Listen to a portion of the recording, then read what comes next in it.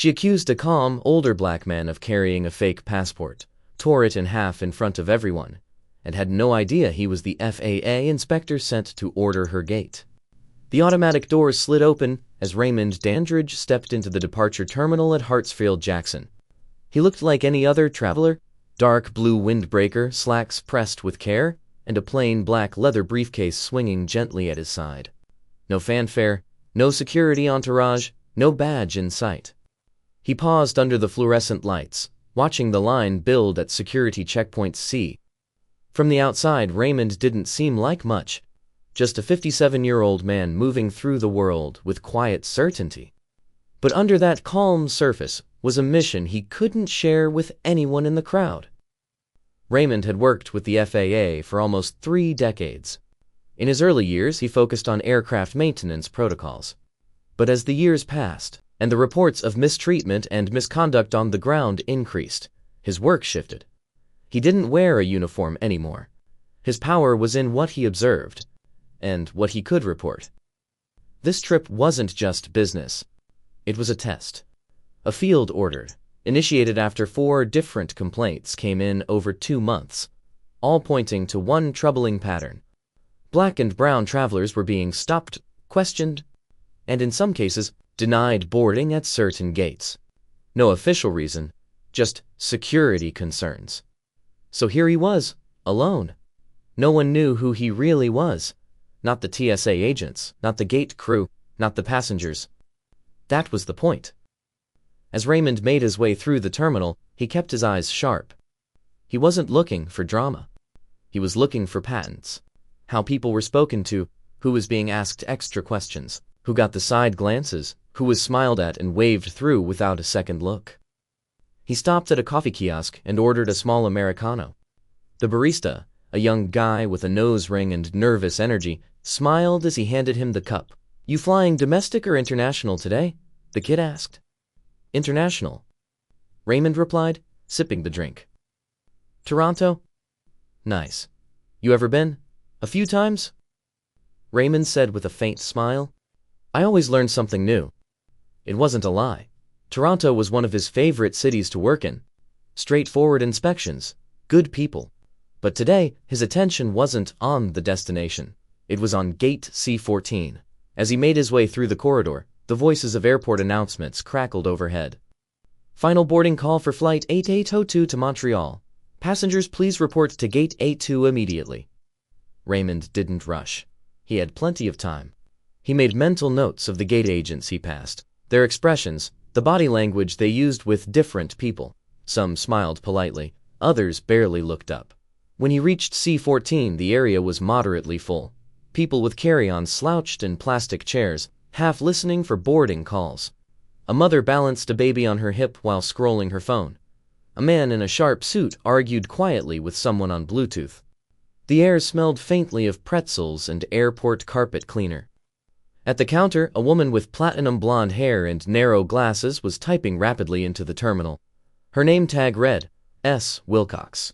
Her brows were drawn tight as she scrolled through passenger records. Raymond stepped forward calmly, passport in hand. "Good afternoon," he said politely. "Just checking in for the Toronto flight." She didn't look up. "Passport." He handed it over. She flipped it open and stared at it for longer than usual. Her fingers hesitated just slightly on the page. Then her eyes flicked up to him. "You sure this is yours?" Raymond blinked, confused but composed. "Yes?" "This doesn't look right," she muttered, more to herself than to him. Raymond said nothing, just waited.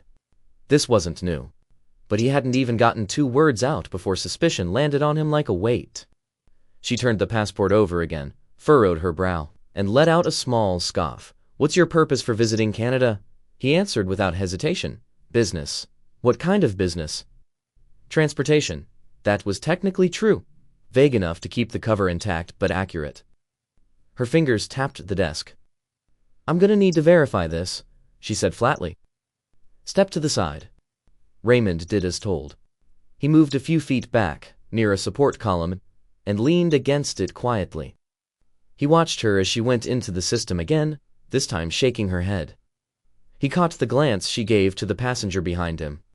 It was a look that said, "Can you believe this guy?" That's when he knew.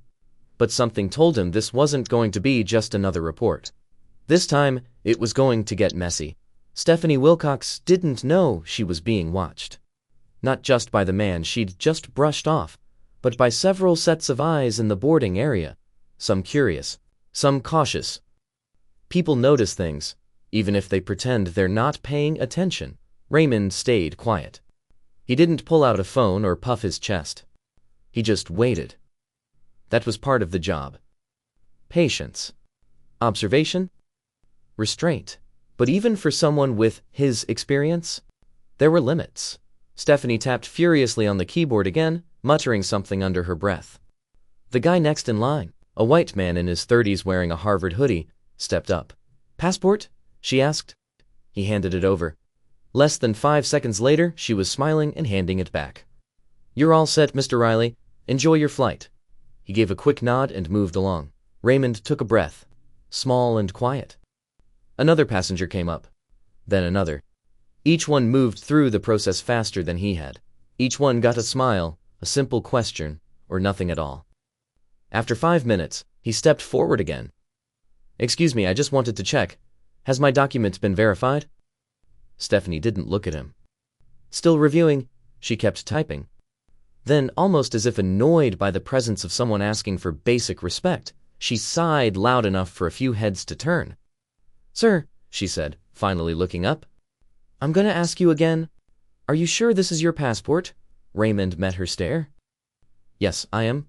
Because this photo doesn't look like you." A woman seated nearby glanced up. She blinked, looked at Raymond, then at the passport in the agent's hand. She frowned slightly but said nothing. "It's a current passport," Raymond said. "Issued last year. Where were you born?" Stephanie asked abruptly. "Baltimore." She squinted. "And your middle name?" Raymond paused. "Lorenzo." She typed something again. Her eyes narrowed. Then she said it. "This looks fake anyway." And before he could open his mouth, she grabbed the passport by the edge and tore it in half. A sharp gasp came from someone behind him. Another person said quietly, "No way." Raymond didn't move.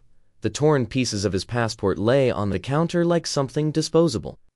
Stephanie crossed her arms, as if she'd just solved a minor inconvenience. "You'll need to wait for airport security," she said. "You might be detained for attempting to travel with forged documents." Raymond stared at her for a long moment, then finally spoke. "I need you to repeat what you just said." She smirked slightly. "You heard me." Silence stretched out in the air between them. People were shifting in their seats. Some had their phones out now, recording quietly. This wasn't just a customer service issue anymore. Then came a voice from behind the rope divider, a woman in jeans and a long coat. She was filming. "Mom." He didn't even raise his voice. He just asked about his passport. "Please step back." Stephanie snapped. Another voice chimed in. A young guy wearing a Delta crew badge. "Is there a problem here?" Stephanie turned to him. "I have a potential forgery case. I've already destroyed the document." The crew member looked stunned. "You tore up his passport." "It was fake." The man turned to Raymond. "Sir, do you have another form of ID?" Raymond opened his briefcase and quietly pulled out his federal ID. He didn't hand it over, just showed it for a second, long enough for the young man's face to change. "Sir, are you with the FAA?" Raymond's voice stayed calm.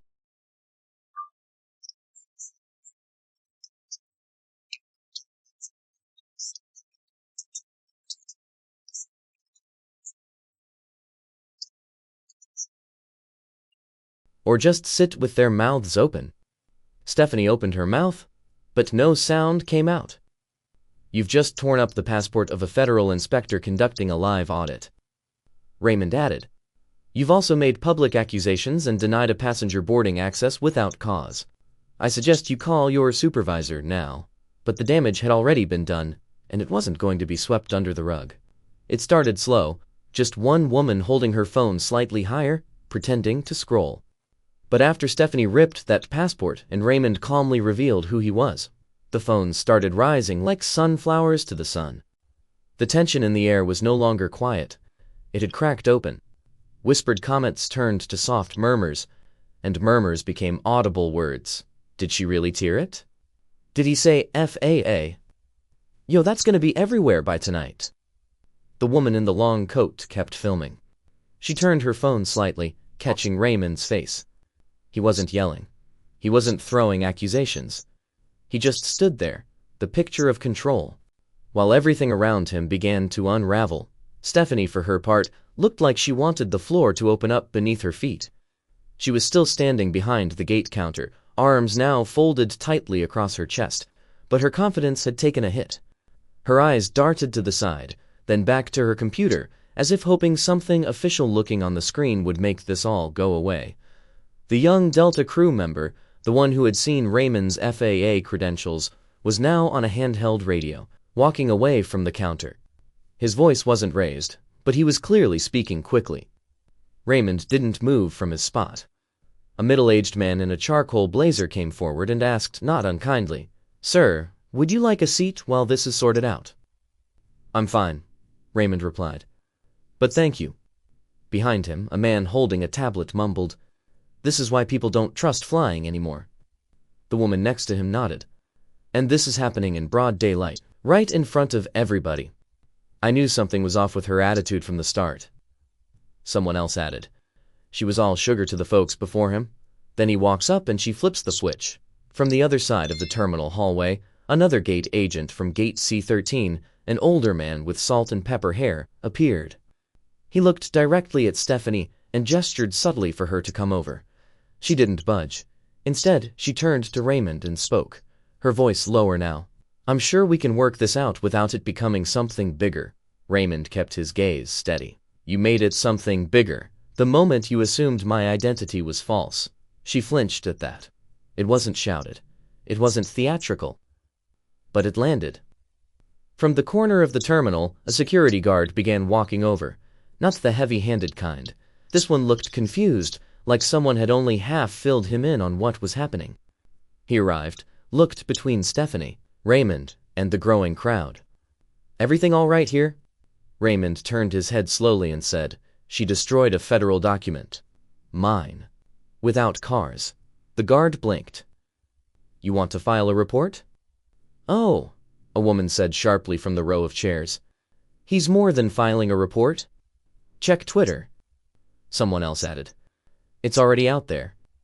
Another passenger waved his phone. "I posted it 2 minutes ago. Got 300 views already. It's climbing." Stephanie turned to the security guard. He refused to comply with document verification protocol. Raymond calmly interrupted. "I handed you a valid active U.S. passport. I answered your questions. I stood aside when asked. The video footage will show that." He gestured toward the terminal ceiling. "There are cameras right above us." The security guard looked up. His hand went instinctively to the mic clipped on his shoulder. "Dispatch," he said. "Need to confirm surveillance availability at gate C14. Possible federal matter." A new voice entered the scene. A woman in a navy blue blazer, polished heels clicking on the tile floor. She carried a clipboard and a laminated badge that read Zone Supervisor. "Miss Wilcox," she said, direct and firm. "Please come with me." Stephanie hesitated, then followed. The zone supervisor turned to Raymond. "Sir, may I speak with you privately?" Raymond nodded. "Of course."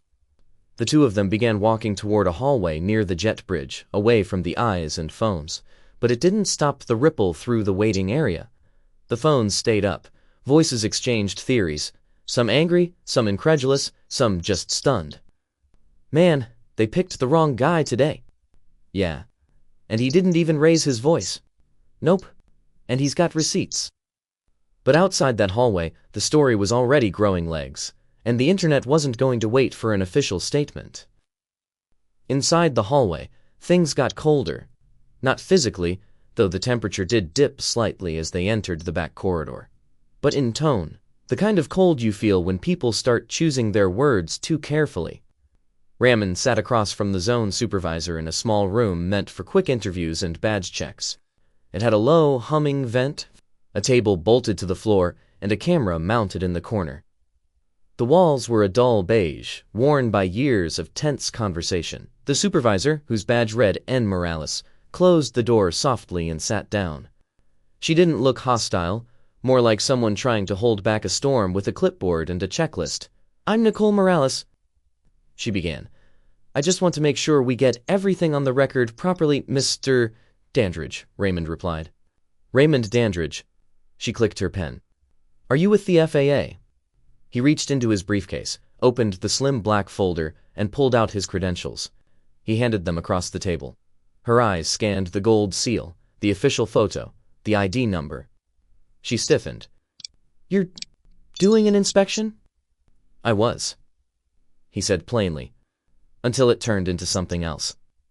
Nicole exhaled through her nose. "I need to inform my terminal director and airport police." "I assumed as much," he said. "You might want to retrieve the surveillance footage from Gate C-14 while you're at it." Nicole stood up, suddenly more aware of how big this had just become. Raymond remained seated, tapping one finger slowly on the table. He wasn't nervous, just calculating. This wasn't his first time catching misconduct, but it was the first time someone had literally destroyed a federal passport in front of a crowd. Moments later, a uniformed officer entered. His badge read Sergeant D. Koenig. Tall, solid build, expression blank. "Mr. Dandridge?" the officer asked. "Yes. I've been asked to escort you to the terminal office while we sort this out." Raymond gave a tight smile. "Am I being detained?" Kerner paused. "No, sir. We just need to clarify a few details." Raymond stood. "Then I'll walk." They moved down another hallway, Raymond flanked by Nicole and Koenig, toward the deeper security wing. As they walked, Nicole kept glancing at her phone. Notifications were coming in rapid fire. She was already 2 steps behind the pace of the story. When they reached the terminal office, it was already crowded. A junior supervisor stood near the desk, eyes wide, holding 2 printed pages. Another woman with an airline legal badge was whispering on the phone in the corner. Stress was contagious in that room. Raymond took a seat, opened his briefcase again, and this time pulled out a thin folder. Inside, a list of complaints submitted to the FAA. 4 names, 4 dates, 4 nearly identical allegations, all from travelers who said they had been treated as suspicious or combative at Gate C-14 for no clear reason. He placed it on the table. Nicole walked over and read the first page. Her jaw tightened. She didn't speak for a few seconds.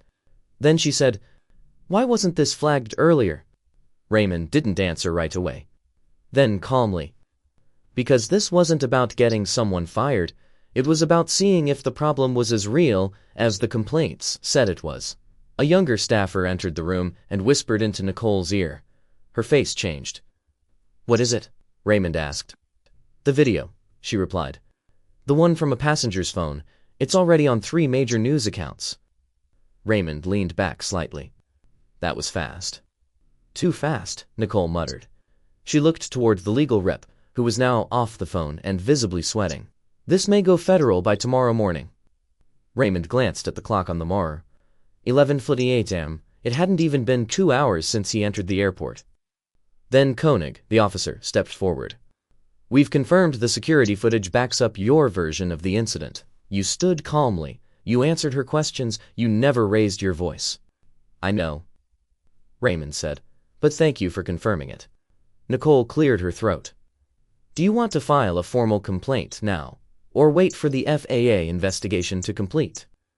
Raymond looked up at her and said, "You should be more worried about what's already been filed, because this isn't isolated, and you know it." But while they scrambled to contain the leak, outside that room, the public had already started forming its opinion, and they weren't waiting for the official version. Raymond wasn't in that back room to argue. He wasn't there for apologies or explanations. He had one job left: document everything and make sure what happened at Gate C-14 would be impossible to ignore.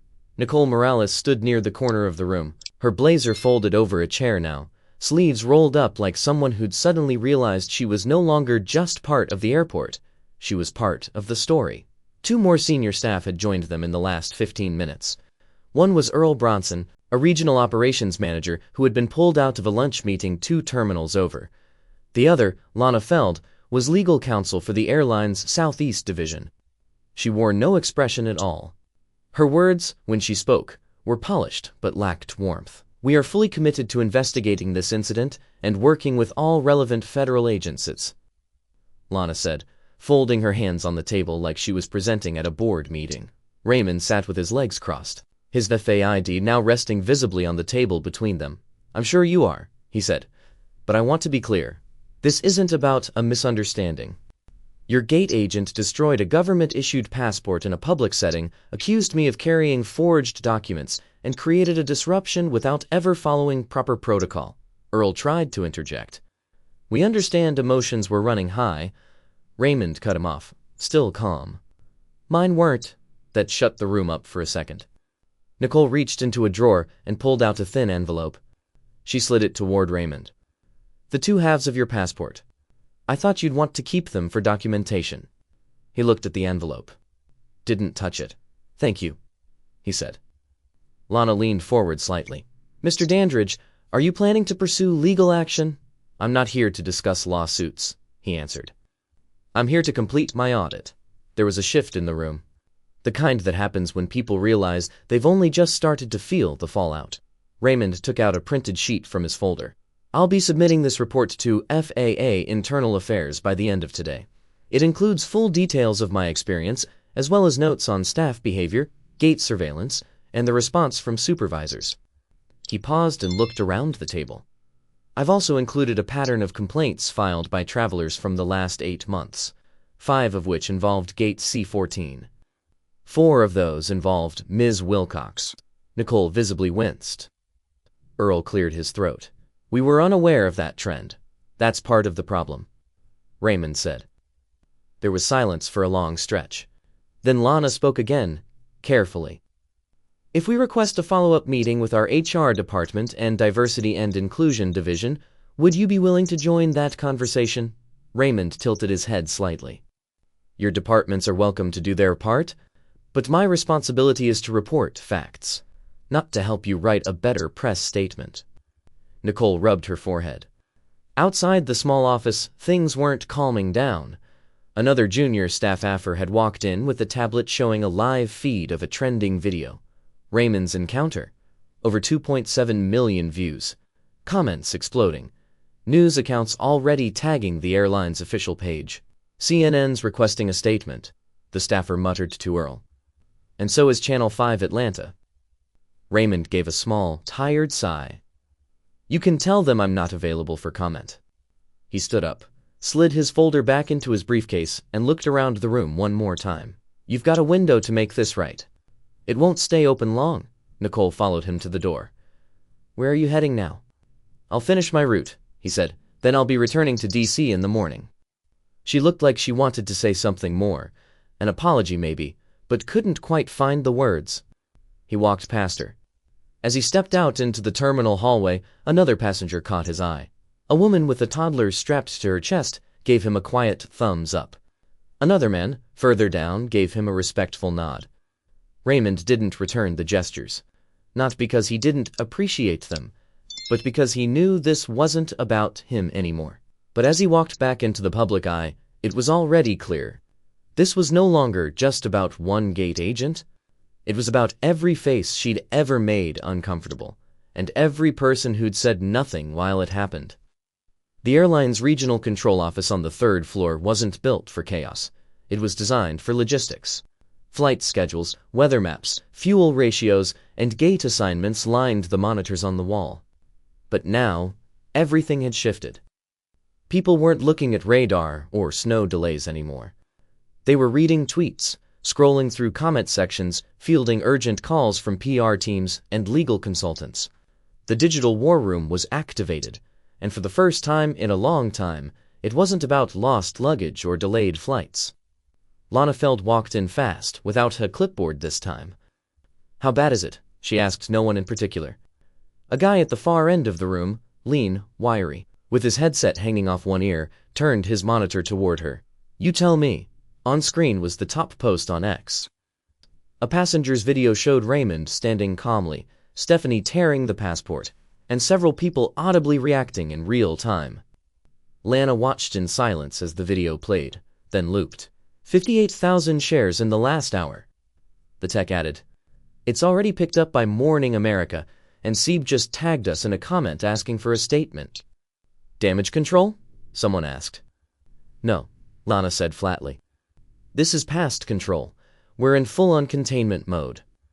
In a side room off the main floor, a high-level emergency briefing had begun. Nicole Morales sat stiffly at the table, trying to keep her breathing steady. She'd only been promoted to zone supervisor 6 months ago, and already her name was on an incident file marked Federal Violation Review. Across from her sat her director, Lionel Griggs. Mid-50s, always looked like he was one step away from blowing up but somehow never quite did. He slapped a printout on the table. This agent, Wilcox, what the hell were we doing keeping her in rotation? Nicole hesitated. We had no written complaints on file, nothing formal. 4 passengers listed her by name in FAA complaints. Lionel barked. You telling me not one of those made it back to your desk? I didn't see them. I'm not sure if HR... Stop, he said, holding up a hand. This isn't about HR anymore. This is about the fact that one of our gate agents publicly humiliated and falsely accused a federal inspector on camera, in broad daylight, surrounded by passengers, and she tore up his passport. He looked at Nicole hard. I don't care how many people smiled at her on her lunch breaks. She cost us more than just bad press. She might have cost us federal partnerships. A junior assistant popped her head in. FAA Office of Communications just issued a statement confirming Mr. Dandridge was conducting a live inspection tied to profiling allegations. Lionel didn't say anything. He just rubbed his temples. Back on the floor, Lana had rejoined the rest of the legal team, now fielding phone calls from regional managers, union reps, and journalists. The video hadn't just gone viral, it had gone nuclear. I just got off the phone with CBC Toronto. A pas tour, said. They're asking why a black federal agent couldn't board a flight to Canada without being accused of fraud. Lana gave a cold smile. They already know the answer. They just want us to say it out loud. The room was silent for a beat. Then she said, Has Wilcox been removed from all assignments? Nicole, standing nearby, answered, She's on administrative leave. We took her badge an hour ago. Not good enough. Lana said, We need a public-facing decision by 5 p.m., and we need internal guidance on what we tell our other agents. If this spreads to other airports... A different supervisor interrupted. It already has. Someone just posted an old clip from LAX of a similar situation. Guess who the agent was? Lana blinked. You're joking. Nope. Wilcox used to work LAX before she transferred last year. She had a rep. Another silence. The PR officer looked up. We've got about 6 hours before we're trending again on the evening news. What's the message? Lana hesitated. Then she said, You tell them the agent has been removed. We're cooperating with federal investigators, and we're reviewing all internal procedures relating to identity verification and gate conduct. Should we apologize? Not yet. Why not? Because if the FAA drops that audit report this week, Lana said, we'll need to apologize for a lot more than just this. But what they didn't realize was that Raymond's report wasn't the real problem anymore. It was what it would inspire next. By 2:17 per, the clip of Stephanie Wilcox ripping up Raymond Dandridge's passport had been reposted over 100,000 times. The footage was raw, no editing, no commentary, just a man standing quietly while his identity was called into question in front of a crowd. It wasn't just travel bloggers or civil rights pages sharing it anymore. The story had jumped. CNN posted a still image with the caption, FAA inspector accused of forgery by airline staff during routine audit. By the next refresh, MSNBC, CBC, and even Al Jazeera had it running in their feeds. People weren't just reacting. They were outraged. I've flown through that terminal. I know that look agents give you when they've already decided who you are. Imagine tearing up a federal document on camera and still acting like you've got nothing to answer for. This is why people stop trusting systems. Raymond's name trended in less than an hour. His photo, pulled from a past aviation safety conference, floated beside headlines like Wrong Man, Wrong Move, and FAA undercover inspector humiliated at gate C14. But it wasn't just sympathy he was receiving. It was validation. One by one, other flyers started posting their own stories. 2 years ago, she stopped me because I looked nervous. I was late for my mother's funeral. She once asked my 12-year-old son if he had really packed his own bag. Who does that? I knew her face the moment I saw the video. It became clear. This wasn't about one incident. This was about a pattern. And now that people saw it on tape, they were less willing to doubt what others had quietly endured. Inside the FAA's communications office in Washington, D.C., phones were ringing off the hook. Internal Affairs had already received the preliminary summary from Raymond, but the director of the office, Wonder Kim, knew this case was different. She stood with her team reviewing the timeline on a large monitor. So he didn't reveal himself until after security took him aside. "Nope," one of her aides replied. "Stayed in character until the agent doubled down, only showed ID when it was clear she'd made a serious error." And the crowd? Completely on his side, no aggressive behavior on his part. "Video backs it all up." Wanda nodded. "He did exactly what we trained him to do. Quiet observation, document, then verify. Let them show you who they are." She turned back to her assistant. "Have we pulled Wilcox's employee history?" "We did. It's not pretty." "How so?" "She's had 2 internal reports closed without review, both from her time at LAX, complaints about aggressive behavior and personal bias. Nothing ever escalated. Until now." Wander closed her laptop. "Tell legal to prepare a statement. FAA will cooperate with all reviews, but will also be issuing a recommendation on staff conduct for any gate personnel working on federal contracts." Back in Atlanta, Stephanie Wilcox sat in a conference room far from the gate she once worked. Her badge had been deactivated. Her phone was blowing up, not with messages of support, but with screenshots, memes, and brutal public commentary. Her hands trembled as she scrolled through one post after another. Imagine being this confident and this wrong. She thought she could talk down to him. She didn't know he wrote the rulebook. She didn't recognize this version of herself. But maybe she never had to face it until now.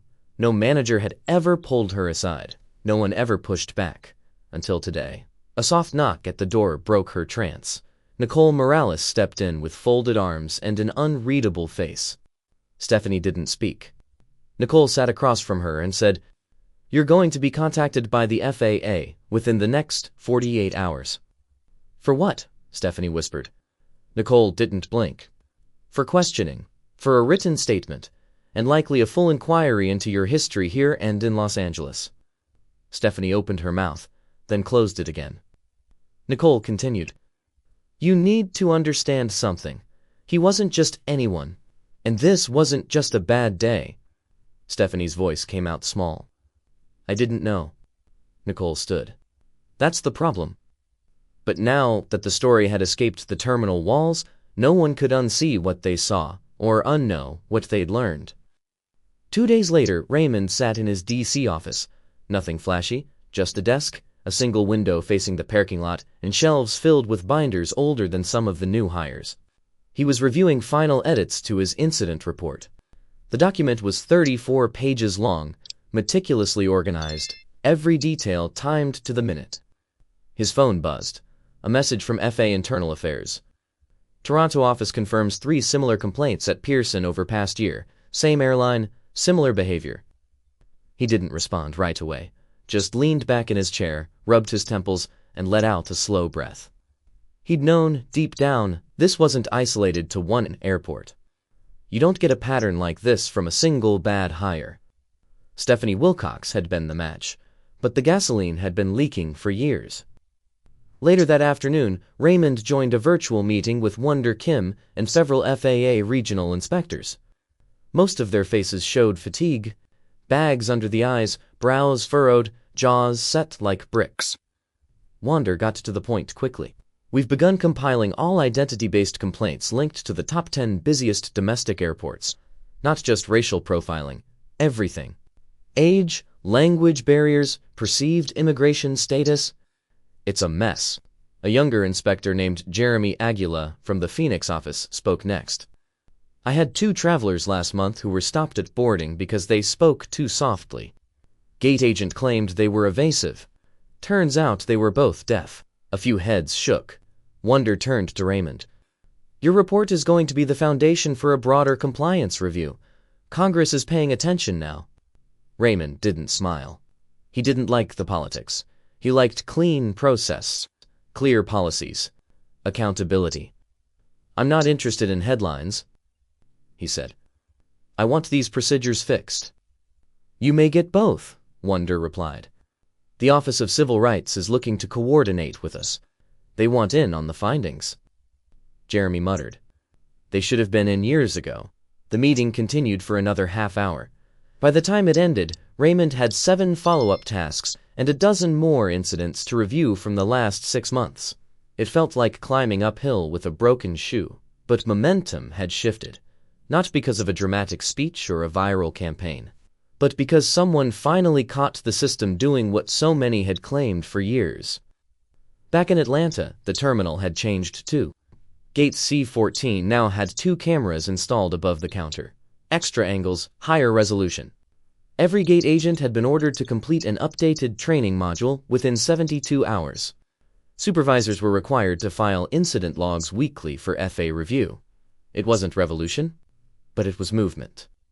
One agent, Denise Trammell, who'd worked in the terminal for over 15 years, noticed the difference. They're walking softer now, she said to a coworker while scanning boarding passes. Funny how quiet people get when somebody important gets treated the way we get treated all the time. Her coworker, a young guy named Rico, looked over. You ever have her, Wilcox? Denise gave a slow nod. Had to work next to her twice. You could feel it. Like the rules changed depending on who walked up to the counter. Why didn't anybody say anything? Denise looked him in the eye. Who would have listened? That question stuck in Rico's head for the rest of the day. Meanwhile, the airline's legal department had launched an internal audit of all gate agent records over the past 5 years. Several other employees had already been flagged for excessive passenger conflict. One name caught attention, a man in Miami, who'd been quietly transferred after multiple altercations. Another in Dallas who'd consistently randomly selected young men with dual citizenships. They hadn't made headlines yet, but after Wilcox, those days were likely numbered. Raymond got an email from a former agent who had seen the video. Subject line, "Wish I'd said something when I had the chance." The body was short. I worked next to her for 6 months. You were right to write it all down. Thank you. Raymond didn't reply, but he saved it in a folder labeled Testimonies. But what mattered most now wasn't what had happened. It was what people were finally willing to say out loud. 1 week after the incident, Raymond found himself standing at a podium in a conference room in Washington, D.C., addressing a room full of transportation executives, FAA investigators, and civil rights observers. It wasn't supposed to be a press event, but reporters had shown up anyway. The story had grown larger than anyone expected. Raymond adjusted the microphone. I wasn't trying to make an example out of anyone, he began, voice calm but direct. I was doing what I've done for nearly 30 years, quietly observing the systems that hold up public safety, and occasionally, public trust. He let that hang for a moment before continuing. When a gate agent tears up a passport because they don't like the look of the person holding it, that's not just misconduct. It's negligence. It's bias. And when it goes unchecked, it becomes policy in everything but name. The room stayed silent. He looked down briefly at his notes. He'd rewritten the speech 3 times, tossing out anything that sounded like spin. What was left was bare, honest, and heavy. I've been asked whether I forgive her. The answer is I don't know. That's not the point. The point is whether we're finally ready to change how things are done. After he spoke, a few questions were allowed. One reporter from The Atlantic asked the only one that mattered. Mr. Dandridge, do you believe anything will actually change? Raymond paused. I believe people are watching now. That's a start. Back in Atlanta, the airport was different, but not entirely. A new memo had gone out that morning. 8 agents were now subject to random FAA monitoring during international flights. Supervisors would be held directly accountable for repeated complaints. Stephanie Wilcox had officially been terminated, her access revoked across all terminals nationwide. In the employee break room, 2 agents were sitting in silence as the memo scrolled across the flat screen. Think they're gonna make us go through another seminar? One of them muttered. The other, An older woman named Tanya, who'd worked there over 20 years, shook her head. They can throw all the training at us they want. Until they start hiring people who know how to treat passengers like humans, nothing sticks. A supervisor walked in and caught the end of her sentence. You got something to say, Tanya? She looked him dead in the eye. I already said it. He didn't press further. Just grabbed his coffee and walked out. Meanwhile, Raymond was back at his desk the next morning, sipping from a chipped mug, his inbox filling with interview requests. He deleted most of them without opening. This wasn't about becoming a public figure.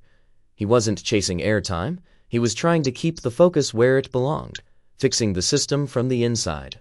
That afternoon, a Zoom call was scheduled with FA field offices.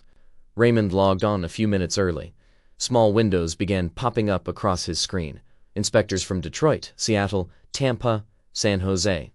Some he'd worked with before. Others were new faces.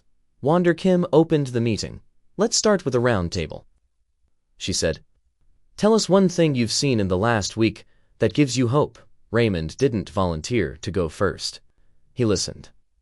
I had an agent apologize to a passenger yesterday after they were questioned too harshly, said a woman from Philadelphia. I've never seen that happen in 17 years. In Dallas, a gate team pulled one of their own aside, told her she was being out of line. That never used to happen without a supervisor. When it came to Raymond, he spoke slowly. Hope doesn't come from policies. It comes from people being willing to speak when something's wrong. And now that the public's seen what wrong looks like, they're finally asking the right questions. He paused. My job was never to embarrass anybody. My job is to shine a light in the corner where things get ignored. Outside the building, the DC air had that dry, early spring chill. Kids were walking home from school, and traffic pulsed down the boulevard in front of FA headquarters like any other weekday. But for the first time in a long time, Raymond felt that maybe, just maybe, this time, the silence was broken for good. But it wasn't enough to break the silence. Now they had to decide what they'd do with the noise. 2 weeks later, Raymond returned to the Atlanta airport. Not undercover this time. No briefcase. No quiet observations. He wasn't there for work. He was there because he wanted to see it with clear eyes, without the pressure of a hidden role. Gate C-14 looked the same on the surface. Same dull carpeting, same plastic chairs, same busy traffic. But there was a subtle shift. Staff seemed sharper, more cautious. Every interaction was a little more measured. Not forced, but aware. He watched an older woman ask a question about a delayed flight. The agent didn't sigh or dismiss her. He leaned forward and explained it kindly. Another man walked up, visibly nervous about missing his connection. Instead of brushing him off, a staffer walked him to the screen and double-checked the gate number. Raymond took a quiet seat and just observed. At one point, a young black couple with a baby approached the counter. The agent who greeted them, someone new, he hadn't seen her before, smiled, cooed at the baby, and helped them board early without them having to ask. Small moment. But it mattered. 15 feet away, a mother snapped a quick photo of the family as they disappeared down the jet bridge. That image would probably show up on someone's social feed with a caption like, "Traveling with kindness today." Raymond didn't need to record any of this. It wasn't for a report. It wasn't for a file. It was for him. He stood up slowly and made his way toward the escalator. As he passed by the wall of framed airline policies, he caught his own reflection in the glass. Older, sure. Worn down in some ways. But still steady. He thought about Stephanie Wilcox. Not with anger, but with clarity. The truth was, she hadn't done anything new. She'd just finally been caught doing what so many others had done with less visibility. Her mistake wasn't just inaction, it was in confidence, believing she'd never be questioned, never be held accountable. People like Raymond had lived through that certainty their whole lives. As he exited the terminal, a middle-aged man with a cane stepped aside to let him pass through the security doors. They made brief eye contact. The man nodded slightly. Raymond gave the same nod back. Outside, the wind tugged at his jacket. His ride was waiting near the curb. He slid into the back seat. The driver, a woman with long braids and a warm tone, glanced at him through the mirror. Mr. Dandridge? That's me. You're the guy from the video, right? Raymond gave a small smile. I guess I am. She didn't say anything right away. Then, my brother works TSA. He said folks at the airport been acting real different lately. I think you lit a fire. I didn't light anything. He said, I just didn't let them put it out. They rode in silence for a while, passing familiar billboards and signs along I-285. Then she spoke again. People forget that stuff matters. Being seen, being heard, not being talked down to. They don't forget, Raymond said. They're just taught not to expect it. She nodded. As they pulled up to his hotel, she asked, You think things will actually change? He paused, hand on the door handle. I think they already are, but only if people keep speaking up, even when it's uncomfortable. That night, in his hotel room, Raymond turned on the news. Another clip from a different airport had surfaced, this time in Minneapolis. A passenger questioned for not looking like his ID, but this time a supervisor stepped in early, diffused the situation, apologized. It didn't make the primetime headlines, but it was something. Raymond closed his laptop.